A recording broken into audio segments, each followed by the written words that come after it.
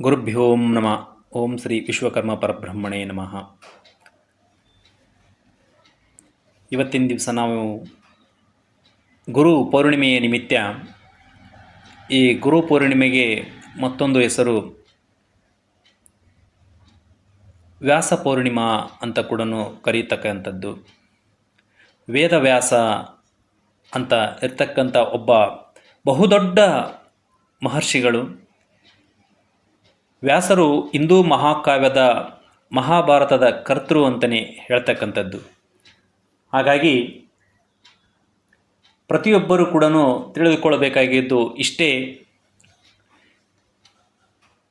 ವ್ಯಾಸರ ಕಾಲು ಮತ್ತು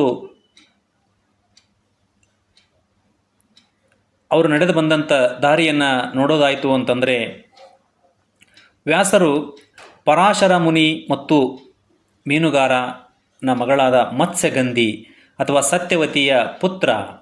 ಜನ್ಮ ಯಮುನಾ ನದಿಯ ಒಂದು ದ್ವೀಪದಲ್ಲಿ, ಇದು ಈಗಿನ ಕಾಲದ ಉತ್ತರ ಪ್ರದೇಶದ ಜಲುವಾ ಜಿಲ್ಲೆಯ ಕಲ್ಪಿ ಎನ್ನುವ ಸ್ಥಳದ ಬಳಿ ಇದೆ. ವ್ಯಾಸರ ಬಣ್ಣ ಕಪ್ಪಾಗಿದ್ದ ಕಾರಣ ಕೃಷ್ಣ ಎಂದು ಕರೆಯಲಾಗುತ್ತಿತ್ತು. ದ್ವೀಪದಲ್ಲಿ ಜನಿಸಿದ ಕಾರಣ ದ್ವೈಪಾಯನ ಎಂದು ಹೆಸರಿತ್ತು ಅವರಿಗೆ. ಈ ಕಾರಣದಿಂದ ಇವರನ್ನು ಕೃಷ್ಣ ದ್ವೈಪಾಯನ ಅಂತ ಹೇಳಿ ಕೂಡ ಇವ್ರನ್ನ ಕರಿತಾ ಇದ್ದರು. ಮಗುವಾಗಿ ಹುಟ್ಟಿದ ತಕ್ಷಣವೇ ದೊಡ್ಡವರಾಗಿ ಬೆಳೆದು ತಾಪಸ ಜೀವನ ನಡೆಸಿ ಅತಿ ಪ್ರಮುಖ ಋಷಿಗಳಲ್ಲಿ ಒಬ್ಬರಾಗಿ ಪರಿಗಣಿತರಾಗಿದ್ದಾರೆ. ಪುರಾಣಗಳಲ್ಲಿ ಇವರನ್ನು ವಿಷ್ಣುವಿನ ಒಂದು ಅವತಾರವೆಂದೇ ಪರಿಗಣಿಸಲಾಗಿದೆ. ಹಿಂದೂ ಪುರಾಣದ ಪ್ರಕಾರ ಇವರು 7 ಚಿರಂಜೀವಿಗಳಲ್ಲಿ ಕೂಡ ಒಬ್ಬರು ಅಂತ ಹೇಳ್ತಕ್ಕಂಥದ್ದು. ಹಿಂದೂಗಳು ನಂಬುವ ಪ್ರಕಾರ ಇವರು ಪ್ರಾಚೀನ ಕಾಲದ ಒಂದು ವೇದವನ್ನು 4 ವೇದಗಳನ್ನಾಗಿ ವಿಂಗಡಿಸಿದ ಕಾರಣ ವೇದವ್ಯಾಸ ಎಂಬ ಹೆಸರು ಬಂತು ಅನ್ನುವಂಥದ್ದು. ಈ ಹೆಸರಿನಲ್ಲೇ ಇವರು ಬಹಳ ಪರಿಚಿತರು. ವ್ಯಾಸರು ಒಬ್ಬ ವ್ಯಕ್ತಿಯೇ ಅಥವಾ ಮೇಧಾವಿಗಳ ಗುಂಪೇ ಎಂದು ತರ್ಕಿಸಲಾಗಿದೆ. ವಿಷ್ಣು ಪುರಾಣದಲ್ಲಿ ಇದರ ಬಗ್ಗೆ ಒಂದು ಕುತೂಹಲಕಾರಿ ವಿವರಣೆ ಇದೆ.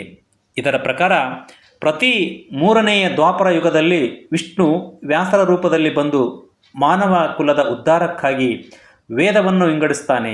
ವೇದವನ್ನು 28 ಬಾರಿ ವೈವಸ್ವತ ಮನ್ವಂತರದ ಮಹರ್ಷಿಗಳಿಂದ ವಿಂಗಡಿಸಿ 28 ವ್ಯಾಸರು ಬಂದು ಹೋಗಿದ್ದಾರೆ. ಇದರಲ್ಲಿ ಪ್ರಥಮವಾಗಿ ವೇದವನ್ನು ವಿಂಗಡಿಸಿದ ಸ್ವಯಂಭೂ ಬ್ರಹ್ಮ ಅಂತೇಳಿ ಇರ್ತಕ್ಕಂಥದ್ದು. ಅದರ ನಂತರ ವೇದವನ್ನು ವಿಂಗಡಿಸಿದ್ದು ಪ್ರಜಾಪತಿ.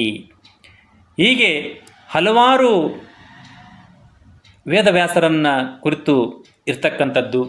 ಹಾಗಾಗಿ ಪ್ರತಿಯೊಬ್ಬರೂ ಕೂಡ ನಾವು ತಿಳಿದುಕೊಳ್ಬೇಕಾಗಿದ್ದು ಇಷ್ಟೇ, ಇವತ್ತಿನ ದಿವಸ ಗುರುಪೌರ್ಣಿಮೆಯ ಹಿಂದೂ ಧರ್ಮದಲ್ಲಿ, ನಮ್ಮ ಭಾರತದ ಸಂಸ್ಕೃತಿಯಲ್ಲಿ ಅತ್ಯಂತ ಪವಿತ್ರ ಹಾಗೂ ಮಹತ್ವಪೂರ್ಣ ದಿನ.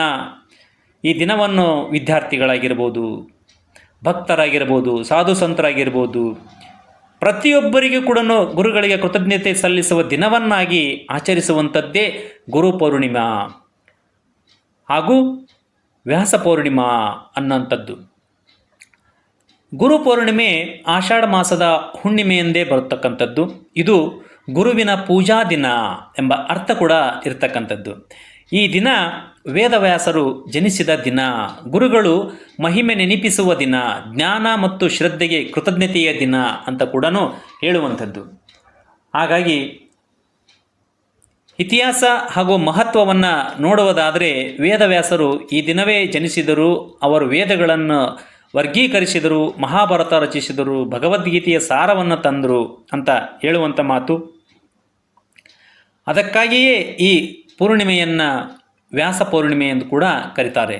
ಬೌದ್ಧ ಧರ್ಮದಲ್ಲೂ ಕೂಡ ಈ ದಿನ ಗೌತಮ ಬುದ್ಧನು ತನ್ನ ಮೊದಲು ಉಪದೇಶವನ್ನು ಸಾರಿದ ದಿನವೆಂದು ಕೂಡ ಆಚರಿಸ್ತಕ್ಕಂಥದ್ದು. ಇದೇ ದಿನ ಗುರು ಪೌರ್ಣಿಮೆ ದಿನ ಅಂತಲೂ ಕೂಡ ಹೇಳ್ತಕ್ಕಂಥದ್ದು. ಹಾಗಾಗಿ ಗುರು ಅಂತ ಅಂದರೆ ಅಂಧಕಾರ ನಿವಾರಣೆ. ಅಂದರೆ ಗುರು ಎನ್ನುವುದು ಅಜ್ಞಾನದಿಂದ ಜ್ಞಾನಕ್ಕೆ ಕರೆದೊಯ್ಯುವ ಪ್ರಕಾಶಮಾನ ಅಂತ ಹೇಳ್ತಕ್ಕಂಥದ್ದು. ನಾವು ಪ್ರತಿ ನಿತ್ಯ ಕೂಡ ಆ ಗುರುವಿನ ಜ್ಞಾನಕ್ಕೆ ಶಿರಬಾಗಬೇಕಾದಂಥದ್ದು. ಆ ಗುರುವಿನ ಧ್ಯಾನವನ್ನು ಕೂಡ ಮಾಡಬೇಕಾದ್ರೆ ಶ್ಲೋಕ ಬರ್ತಕ್ಕಂಥದ್ದು. ಗುರುಬ್ರಹ್ಮ ಗುರುವಿಷ್ಣು ಗುರುದೇವೋ ಮಹೇಶ್ವರ ಗುರು ಸಾಕ್ಷಾತ್ ಪರಬ್ರಹ್ಮ ತಸ್ಮೈ ಶ್ರೀ ಗುರವೇ ನಮಃ. ಹೀಗೆ ಗುರು ಬ್ರಹ್ಮ ವಿಷ್ಣು ಮಹೇಶ್ವರ ಆಗಿರುವ ಪರಬ್ರಹ್ಮನ ರೂಪವೇ ಗುರು ಅಂತ ಹೇಳುವಂಥ ಮಾತು. ಹಾಗಾಗಿ ಪ್ರತಿಯೊಬ್ಬರು ಕೂಡ ಪ್ರತಿಯೊಬ್ಬರ ಜೀವನದಲ್ಲಿಯೂ ಕೂಡ ಗುರು ಬಹಳ ಮುಖ್ಯ ಪಾತ್ರ ವಹಿಸುವಂಥದ್ದು. ನೀನೇನೇ ಮಾಡಿದರೂ ಕೂಡ ನಿನ್ನಿಂದೆ ಗುರು ಇದ್ದೇ ಇರ್ತಾನೆ. ಹಾಗಾಗಿ ಶಿಷ್ಯನಿಗೆ ಗುರು ಹೇಳ್ತಕ್ಕಂಥ ಮಾತು, ಮುಂದೆ ಗುರಿ ಇರಲಿ ಹಿಂದೆ ಗುರು ಇರಲಿ ಅನ್ನುವಂಥ ಮಾತು.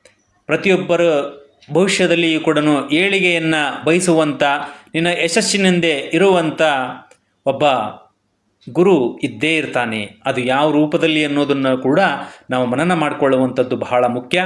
ಹಾಗಾಗಿ ಇವತ್ತಿನ ಗುರು ಪೌರ್ಣಿಮೆಯ ನಿಮಿತ್ತ ಪ್ರತಿಯೊಬ್ಬರು ಕೂಡ ಆ ಗುರುವಿನ ಧ್ಯಾನವನ್ನು ಮಾಡಿ ವ್ಯಾಸ ಪೌರ್ಣಿಮೆ ಗುರು ಪೌರ್ಣಿಮೆಯನ್ನು ಭಕ್ತಿಯಿಂದ ನಮನ ಮಾಡ್ಕೊಳ್ತಾ ನಿಮ್ಮ ಗುರುವಿಗೆ ಶಿರಬಾಗಿ ನಮಸ್ಕರಿಸಿ ಭಕ್ತಿಯಿಂದ ಭಗವಂತನ ಸಾಕ್ಷಾತ್ಕಾರವನ್ನು ಪಡೀರಿ ಅಂತ ಹೇಳ್ತಾ ಇದ್ದೀನಿ. ತುಂಬ ಧನ್ಯವಾದಗಳು. ಸಾಕಷ್ಟು ವಿಚಾರಗಳು ತಿಳ್ತಕ್ಕಂಥದ್ದು. ಮತ್ತೆ ಮುಂದಿನ ಭಾಗದಲ್ಲಿ ಮತ್ತೊಂದು ವಿಷಯವನ್ನು ನಿಮ್ಮೊಟ್ಟಿಗೆ ತರ್ತೀನಿ ಅಂತ ಹೇಳ್ತೀನಿ. ನಮಸ್ಕಾರ.